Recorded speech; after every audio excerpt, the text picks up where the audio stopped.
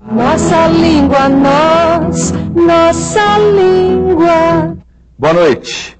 No Nossa Língua Portuguesa de hoje, você vai assistir a uma conversa com o grupo mineiro Patofu.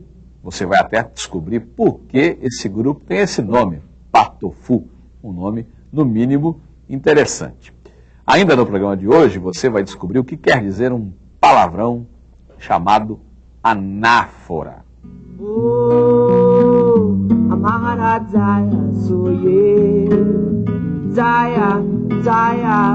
Temos ainda o Lulu Santos. Primeira na vertigem, como em qualquer paixão.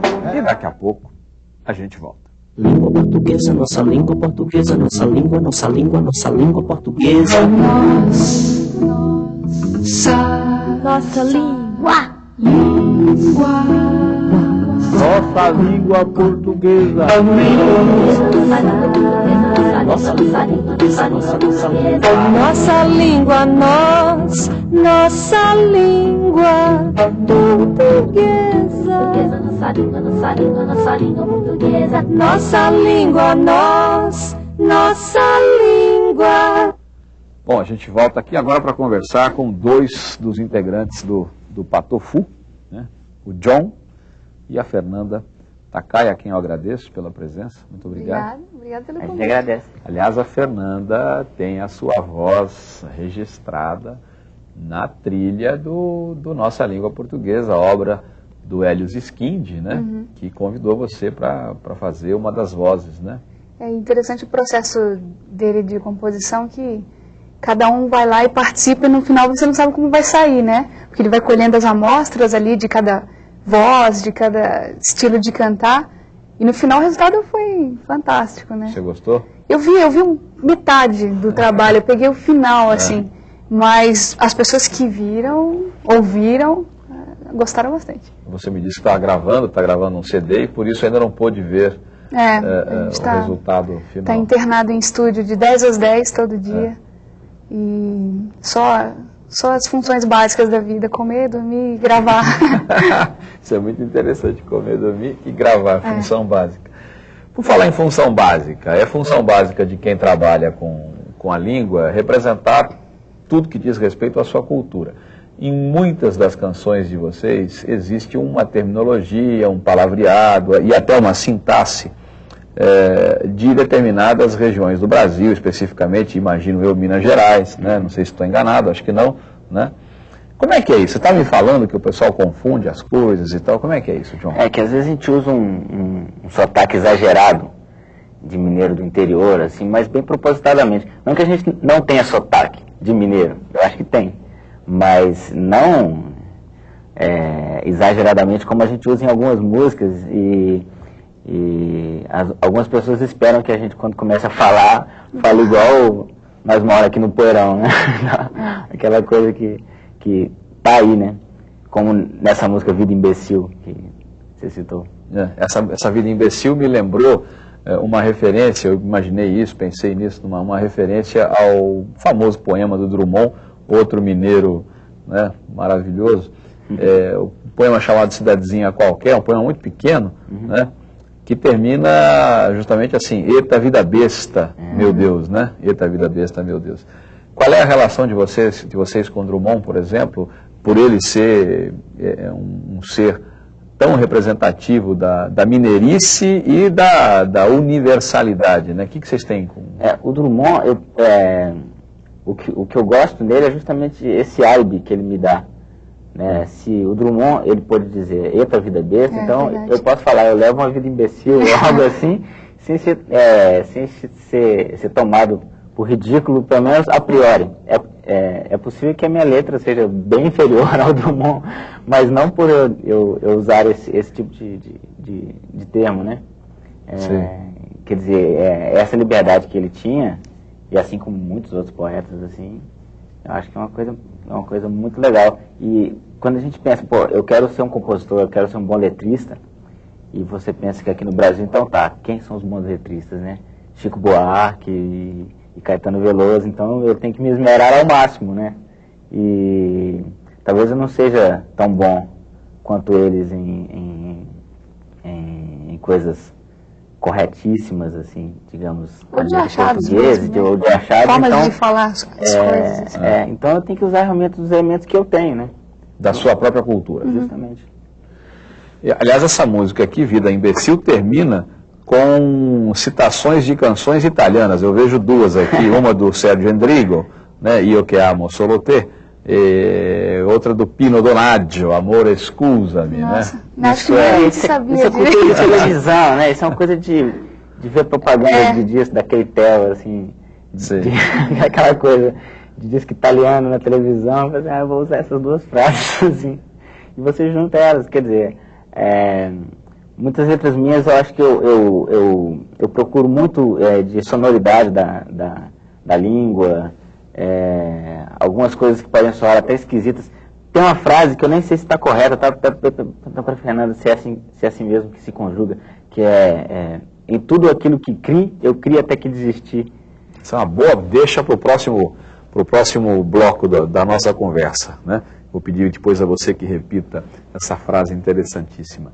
Eu vou interromper um minutinho para falar no próximo bloco de uma coisa esquisitíssima, a palavra assusta, anáfora. Anáfora. E depois eu volto a bater papo aqui com dois dos integrantes do Patofu.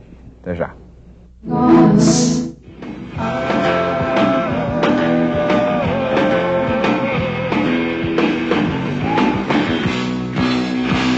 Quem é que nunca, numa sala de aula, numa aula de português, quem é que nunca ouviu da boca do professor ou da professora aquela velha recomendação? Não repita quando estiver escrevendo, quando estiver fazendo o seu texto, a sua redação, não repita, não use palavras mais de uma vez e tal, aquela história toda. Muito bem. Esse tipo de recomendação cria, muitas vezes, na cabeça do aluno, uma espécie de camisa de força. O aluno acha que se repetir alguma coisa, alguma palavra, cruz, credo, Deus me livre, sabe lá o que é que vai acontecer comigo, diz o garoto ou a garota também, não é? Será que é assim mesmo? Será que a repetição é uma coisa absolutamente condenável? Eu vou chamar o IRA para uma canção pequena, rápida, e daqui a pouco a gente começa ou volta a conversar sobre esse assunto. Vamos lá. De todo o meu passado, você mais recordações. Quero viver meu presente e lembrar tudo depois. Nessa vida passageira, eu sou eu. Isso é o que mais me agrada.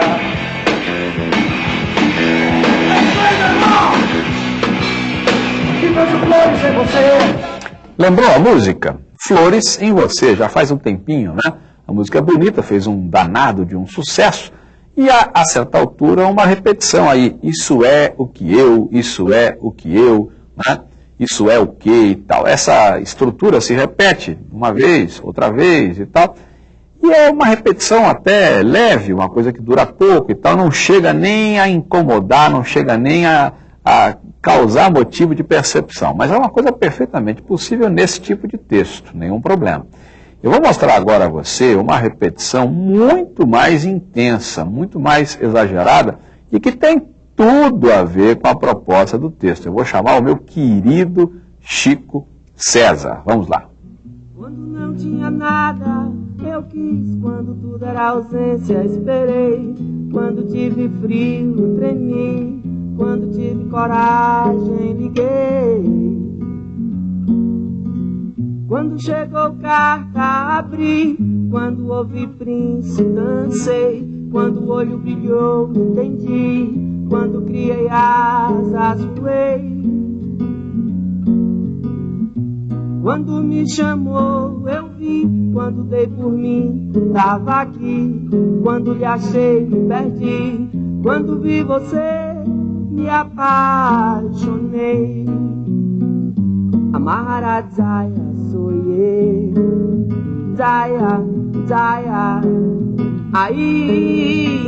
Aingadum. Essa canção se chama A Primeira Vista e o Chico César usa o tempo todo a palavra quando.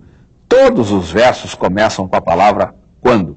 Aliás, é bom que se diga, eu já ia esquecendo, o nome desse recurso é anáfora. A anáfora é simplesmente isso, a repetição de uma palavra, de uma expressão, no início de vários versos, né? No início, no caso do texto poético, no início de vários versos. E esse recurso na linguagem poética é absolutamente possível, absolutamente forte, extremamente forte. É um recurso que convence, é um recurso que chama a atenção para aquilo. Torna-se uma repetição necessária. Então veja bem, vamos com calma e não vamos confundir. Alguém pode dizer na sala de aula, ah, mas o poeta tal repete. Claro que ele repete. Ele faz poesia, ele faz literatura, ele tem outras preocupações com a linguagem. Tem também a preocupação de causar determinados efeitos. Efeitos que na poesia são perfeitamente possíveis, como fez aqui o Chico César maravilhosamente. Claro, no seu texto dissertativo você não vai ficar repetindo. Eu me lembro de um programa humorístico que existia quando eu era garoto, né, faz muito tempo. Aliás, esse programa voltou a existir, a Praça da Alegria, mas na primeira versão, apresentada pelo Manuel da Nóbrega, havia um personagem chamado Burraldo, que ficava o tempo todo dizendo, a vaca é um animal não sei o quê, a vaca, aí não há nenhum talento, nenhum espírito literário, nada disso. Em literatura, em poesia, ótimo. No texto formal, no texto dissertativo, no texto argumentativo, aí é outra história. É isso. Língua portuguesa, nossa língua, nossa língua, nossa língua portuguesa, nossa língua. E eu volto a conversar com o John, né, e com a Fernanda, e a gente falava aqui um pouco antes dessa canção aí, Vida Imbecil, e na letra existe uma passagem interessantíssima aqui que diz assim, quem crê diz que tudo consegue, e em tudo aquilo que crie, eu crie até que desisti. Essa é uma pergunta, não sei se vocês sabem desse detalhe, mas é uma pergunta que os alunos sempre fazem na aula sobre verbo, né? Sempre vem um bilhetinho ou alguém que levanta a mão e pergunta como é que é o pretérito perfeito do verbo crer, né? E isso é uma situação interessante, porque o verbo crer é um verbo irregular, no presente. Eu creio, esse i de eu creio, né, gera uma irregularidade. No pretérito perfeito, que é esse tempo aí, ele é regular. Como vender, eu vendi, beber, eu bebi, prometer, eu prometi, esquecer, eu esqueci, crer, eu criei. Né? Agora é esquisito, né? É estranho. E parece errado, né? Parece bastante. Sabe por que parece errado? Porque ninguém usa. Né? Você nunca ouviu ninguém falar, eu cri. Né? Eu cri. Existia até um personagem que o Chico Anísio fazia no programa dele, não creu, neu, se finou, se lembra que ele falava isso? O Bento Carneiro? Não creu, neu. E não creu mesmo, porque eu cri, tu creste, ele creu. Né? Não cri.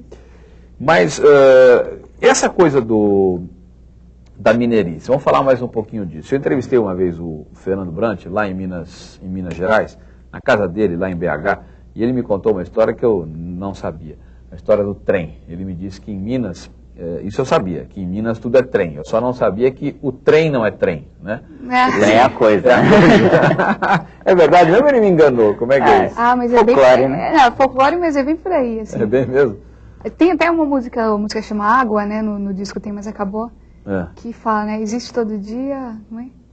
Como é que você canta mesmo? Existe todo dia, 1h da noite, em que um trem... Um trem no meu peito me diz. Né? Um dia vai cair. Que é um sentimento. O trem é tão genérico lá em Minas mesmo. Eu até fiz questão de, quando eu estava fazendo essa música, eu vou fazer uma música que usa essa palavra trem, assim, sem ser o trem de ferro. Justamente porque eu acho que eu acho que a marca registrada, assim, do mineiro é falar trem. Como andam os trem. O trem de mineiro nunca tem plural. Você nunca vai falar os trens, né? Os jamais, trens. Jamais. Isso é uma coisa interessante. Não há plural, de jeito nenhum. Né? Agora, o mineiro, já que você falou nisso, o mineiro, por exemplo, o carioca urbano, o carioca, principalmente da Zona Sul, o carioca não come o S, por exemplo. Ele fala as pessoas, aquele S arrastado do carioca, as pessoas, né, e tal. O mineiro, como é que é? Come o S ou não? Não só nesse caso. No caso do trem você diz que sim, mas e nos outros casos? Eu acho que come muito. Eu acho que não come só o S, como come um monte de sílabas junto. É um faminto. Vou falar, eu vou pegar o ônibus. Eu vou pegar o ônibus. Pegar o ônibus. O tremendo é tremendo. Tremendo. Tremendo. Tá vindo. tá vindo, né? Tem umas coisas assim. Tem uma coisa bem interessante do mineiro, que é comer pronome, né? O mineiro não fala ela se queixa de dor, né? Fala ela queixa de dor, né? Ela apaixonou por ele, não é assim? É importante dizer isso, que a linguagem de cada povo tem a sua... A fala é sempre legítima, né? Porque a fala é aquilo que efetivamente se pratica como língua para uma determinada coletividade, para uma determinada comunidade. É que nós temos aqui o referencial culto, chamado referencial culto, e aí, obviamente, existe a diferença. No caso do mineiro comendo C, ele, em relação ao padrão culto, ele está errado, né? Como se poderia dizer. Por falar em erro, qual é o tipo de licença que vocês admitem numa letra que não seja dessas representativas de uma determinada... Você usa dicionário, por exemplo? Às vezes uso. Eu procuro que os meus erros sejam intencionais, eles não soem como uma piada interna, que só eu entenda que está errado. Assim, é um erro que tem alguma justificativa mesmo, tem alguma coisa funcionando ali. Fora isso, eu faço um esforço para não ter nenhum erro que eu acho que está certo, mas está o erro ali. Eu tenho essa preocupação. Vamos explicar para o telespectador por que patofu, né? Patofu é uma luta de pato chinês, ou seja, Kung Fu de pato. E até é bom lembrar que patofu não tem acento, porque Kung Fu não tem acento, né? E geralmente as pessoas acentuam o fu. E o que seria um erro gramatical, porque fu é um monossílabo tônico que termina em u, e os monossílabos tônicos que terminam em u não tem acento, nem nu, nem fu, nem nada disso. E as oxítonas que terminam em u também, nem bambu, zebu, xingu, nada disso. Né? Então, mas as pessoas adoram colocar um acento. Sim, é coisa mais comum. Mas você diz que tem uma outra história além do... É porque na época que a gente começou, a gente estava trabalhando com muita coisa eletrônica, muita bateria eletrônica. Éramos só 3 no palco, várias coisas usando samplers e sequências. Então a gente colocou o patofu se remetendo ao Oriente mesmo, né? Da luta chinesa.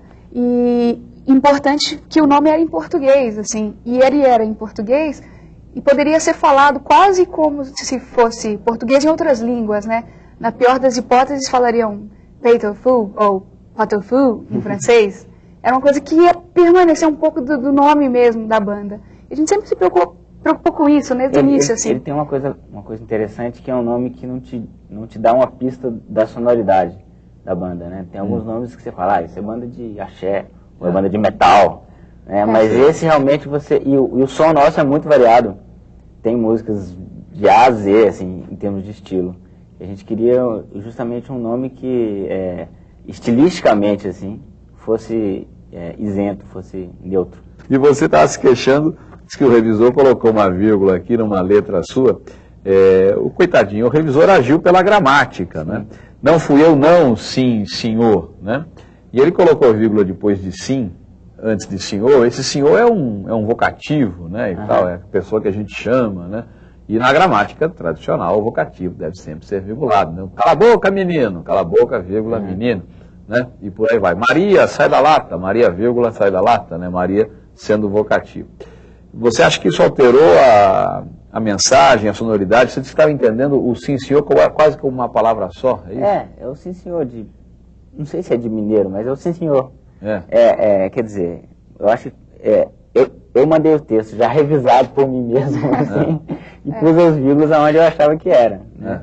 E alguns eu sabia que ali tinha que ter uma vírgula gramaticamente, ou não tinha, e pus diferente, porque para mim isso é poesia. E eu acho que aí eu tenho uma licença poética de ter essas acentuações aonde eu quiser. Então, para mim, esse sim senhor é um eu não sei como chama, é uma expressão que eu quis quase mostrar. Uma interjeição, né? Ela como se fosse uma coisa só, um sim senhor. Quase um caramba, né? Qualquer coisa assim, né? Uma palavra só. Tá bom, eu lamento, mas a gente precisa terminar, né? Mas foi muito bom conversar com vocês. Obrigada. Eu agradeço de novo a você pela voz. Que isso.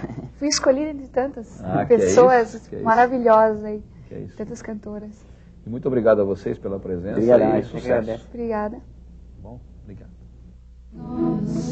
Agora é bola pra frente, agora é bola no chão. Determinadas palavras sempre trazem problemas na hora do vamos ver, né? Na hora da grafia, como é que é, junto, separado, com S, com Z e tal, aquela coisa.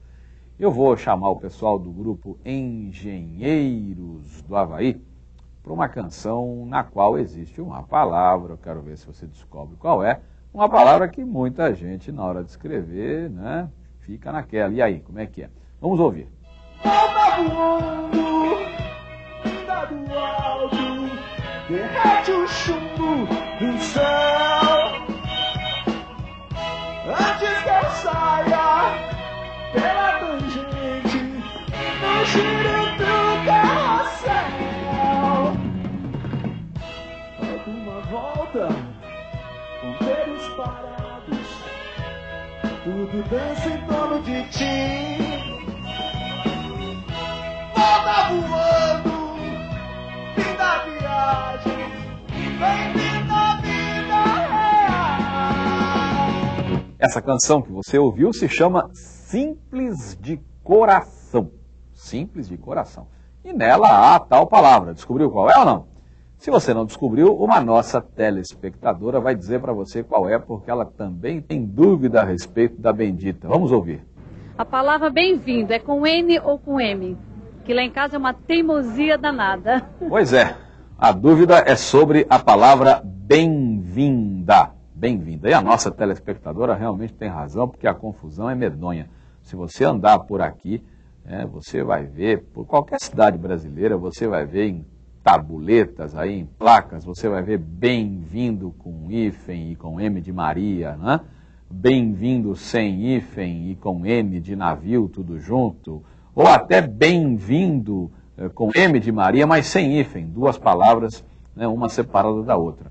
Eu lembro até que em 97 o presidente de Portugal esteve no Brasil e ali na Casa de Portugal, perto, ali no bairro da Liberdade, em São Paulo, havia uma faixa saudando o presidente, bem-vindo, senhor presidente, e na faixa lia-se a palavra bem-vindo com N de navio e tudo junto. Eu tenho até a impressão de que em Portugal essa é a grafia adotada, mas nos dicionários brasileiros a grafia adotada é bem, tracinho, vindo, tracinho, hífen, não é? Então nada de juntar, pelo menos para os dicionários brasileiros, essa é a grafia, nada de juntar, nada de N de navio. Duas palavrinhas unidas pelo hífen. Bem, com M de Maria, vindo, bem-vindo. O dicionário do Aurélio, por exemplo, diz que bem-vindo tudo junto, sem hífen e com N de navio, é nome próprio, nome de homem, bem-vindo. No feminino, bem-vinda, nome de mulher, aí tudo junto, com N de navio. A saudação se diz bem-vindo a São Paulo, bem-vindo a Campinas, bem-vindo a tal lugar. Aí sim você vai escrever nos dicionários brasileiros, é assim que está. Você escreve com M de Maria, com hífen. Claro, a palavra seguinte, anexada a bem, com hífen. É isso. Língua portuguesa, nossa língua, nossa língua, nossa língua portuguesa, nossa língua.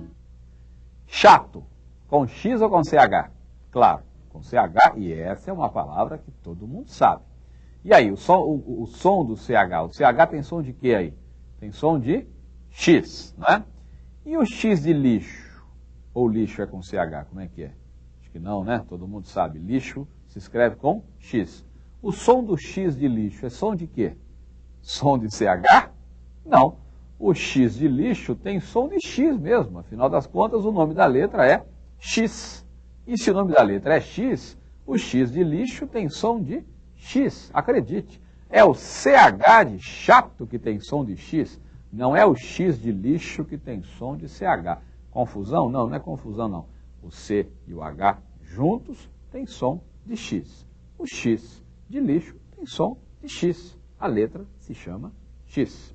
Será que o X sempre tem som de X? Nem sempre. Às vezes o X tem som de quê? Por exemplo, máximo. Não é? Esse máximo tem som de dois S's, né? Como se tivesse sido escrita a palavra com dois S's, né? Máximo. Será que acabou por aí o estoque de sons do X?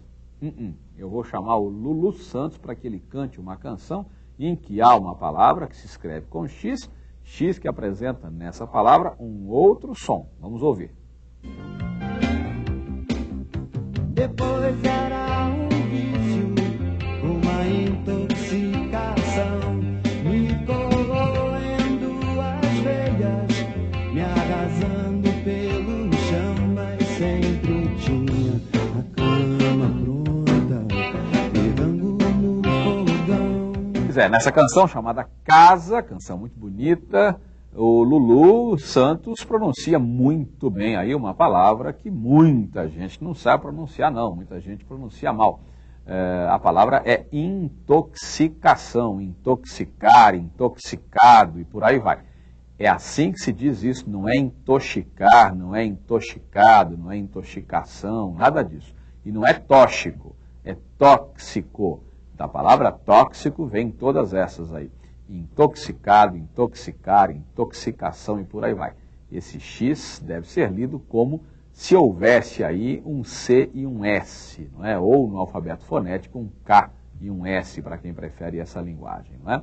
Intoxicar. Mas o X ainda apresenta outro som. Vamos ver. Penso como vai minha vida, alimento todos os desejos, exorcizo as minhas fantasias, todo mundo tem um pouco de medo da vida. Essa canção que você acabou de ouvir é do pessoal do Barão Vermelho, não é? Barão Vermelho que cantou Pense, Dance. E a letra usa uma palavra que esteve na moda durante um certo tempo, exorcizar. Houve até um filme aí que tratava disso e tal. Exorcizar. E exorcizar é difícil falar, não é? Exorcizar. X. X logo no começo. EX. Exor. É X. O nome da letra é exorcizar. Esse X tem o mesmo som do X de exame, por exemplo. Tem o mesmo som do X de êxodo, por exemplo. Então nós vimos 4 sons do X. O X de máximo, que é diferente do X de lixo, que é diferente do som de intoxicar, que é diferente do som, ixi Maria, que confusão, do som, não é do som, não, é do som do X de exorcizar, o X de exame. E o X ainda aparece num outro caso, por exemplo, na palavra excesso, que se escreve com X e C no começo, e esse X, na verdade, foneticamente, acaba produzindo com o C, o X e o C juntos produzem um som só. O nome disso é dígrafo, 2 letras que juntas produzem apenas um som.